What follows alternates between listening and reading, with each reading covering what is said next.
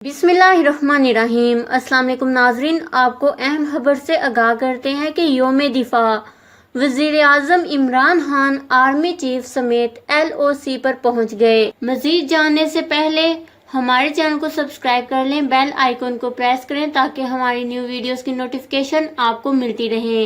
जी हां नाजरीन, पाक फौज के सरबराह जनरल कमर जावेद बाजवा और वज़ीर आज़म इमरान खान भारत के साथ मुल्हका सरहद लाइन ऑफ कंट्रोल पर पहुंच गए हैं, जिसकी तस्दीक महकमा ताल्लुकात आमा ISPR ने भी कर दी है। पाक फौज के तर्जुमान मेजर जनरल आसिफ गफूर ने बताया कि वजीर आजम इमरान खान और army chief general Qamar Javed Bajwa LOC पर पहुंच गए हैं।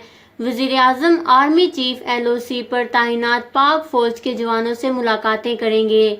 ISPR के मुताबिक वजीर आजम आर्मी चीफ LOC पर शहीद होने वाले जवानों के खानदानों से मुलाकातें भी करेंगे।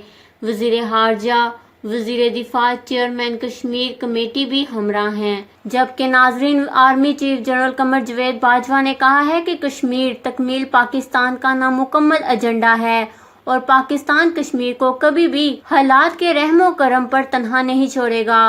उन्होंने कहा कि पाकिस्तान की बुनियादों में शहीदों का लहू शामिल है। जब भी जरूरत पड़ी वतन के बेटों ने लब्बैक कहा। उन्होंने कहा कि कश्मीर पाकिस्तान की शहरग है।